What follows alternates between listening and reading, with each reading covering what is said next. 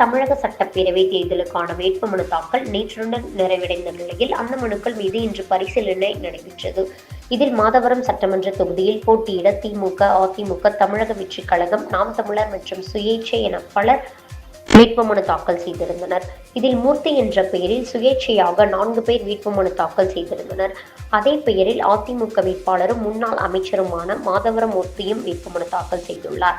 இந்நிலையில் தேர்தல் நேரத்தில் குழப்பம் ஏற்படுத்த வேண்டும் என்பதற்காக மூர்த்தி என்ற பெயருள்ள 4 பேர் வேட்புமனு தாக்கல் செய்துள்ளதாகவும், அதில் ஒருவர் தனக்கு மனைவி, குழந்தைகள் இல்லை என்று வேட்புமனுவில் கூறியிருந்த நிலையில் அவருக்கு மனைவி மற்றும் குழந்தைகள் இருப்பதற்கான ஆதாரத்தை அதிமுக வேட்பாளரின் வழக்கறிஞர் வெளியிட்டார். இந்நிலையில் தவறான தகவல்கள் அடங்கிய சுயேட்சை வேட்பாளரின் மனு ஏற்கப்பட்டது தவறு என்றும் இதனை வன்மையாக கண்டிப்பதாகவும் கூறிய அதிமுக வழக்கறிஞர் இதுகுறித்து நீதிமன்றத்தை நாடப்போவதாக தெரிவித்தார். சுயேட்சை வேட்பாளர் வேட்புமனு ஏற்கப்பட்டதற்கு அதிமுக வழக்கறிஞர் எதிர்ப்பு. தேர்தல் 2026 மாதவரம் தொகுதி சார்பாக மாதவரம் வட்டாட்சியர் அலுவலகத்தில் ஸ்க்ரூட்னி நடைபெற்றது. மனு பரிசீலனை செய்யப்பட்டது. அதுக்காக நாங்கள் எல்லாம் வந்தோம். இங்கே வர சொல்ல மனு சுயேட்சை வேட்பாளர்கள் வேட்புமனு தாக்கல் பண்ணியிருக்காங்க. தாக்கல் பண்ணதில் அவங்க சுயேட்சை வேட்பாளர் கொடுத்த தகவல் எல்லாமே தப்பு. அதாவது சொல்ல போனால் ஒருத்தர் இதோட காட்டுற பாருங்க. ஒருத்தர் மூர்த்தின்னு ஒருத்தர் பண்ணியிருக்காரு. பண்ணிட்டு சுயேட்சை வேட்பாளர் மூர்த்தின்னு ஒருத்தர் பண்ணிட்டு அவருடைய மனைவி பேரு எந்த வித பேங்க் அக்கௌண்ட் இல்லை, எந்த வித சொத்து இல்லை, எந்த வித வரியும் கட்டலன்னு சொல்லி ப்ரூஃபோட இதுல போட்டிருக்காரு. அதுக்கப்புறம் அவருக்கு பசங்களே இல்லை அப்படின்னு அவரோட அஃபிடேவிட்ல போட்டிருக்காரு. ஆனா அவருக்கு 2 மகன்களும்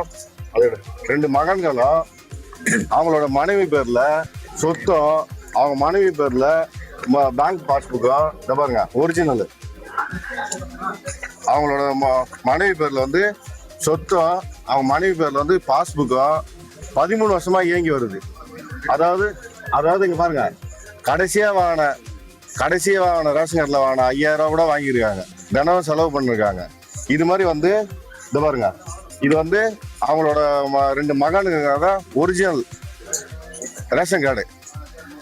இது எல்லாத்தையுமே மறைச்சு அவங்க அஃபிடேவிட் ஒன்று போட்டிருக்காங்க. போட்ட அஃபிடேவிட்டை நாங்கள் போயிட்டு ஆர்வ கிட்ட அப்ஜெக்ஷன் பண்ணோம். இது மாதிரி தகவல்கள் எல்லாம் மறைச்சி போட்டிருக்காங்க.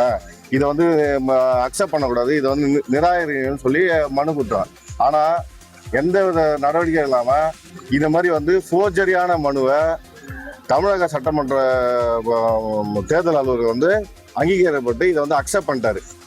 இந்த மாதிரி அக்செப்ட் பண்ணால் ஃபோர்ஜரியான டாக்குமெண்ட் இந்த மாதிரி சுயேட்சை எம்எல்ஏ அவங்களோட கேண்டிடேட் லிஸ்ட்ல அந்த பேலட் மிஷின்ல வந்துடுவாது. அவங்களால சொன்னா ஒரே ஒரு நம்ம கொடுக்குற அந்த பெட்டிஷன் கூட வாங்காம நீங்க எதா இருந்தாலும் நீங்க அங்க போய் பாத்துங்க, அங்க போய் பாத்துங்கன்னா எங்க போய் பாத்துக்குது? இந்த மனு தப்பா இருக்குன்னு சொல்ல வேண்டிய ஆர்வம் தான். அங்க போய் பார்த்தோன்னா எங்க போய் பாத்துக்குதே தெரியல. 4 மனு இதே மாதிரி 4 மனு ப்ரூஃபோட எடுத்து காட்டினா கூட எந்த வித நடவடிக்கை இல்லாம எல்லா மனுவை அக்செப்ட் பண்ணிட்டாங்க. இந்த மாதவரம் தொகுதியோட ஆர்வம்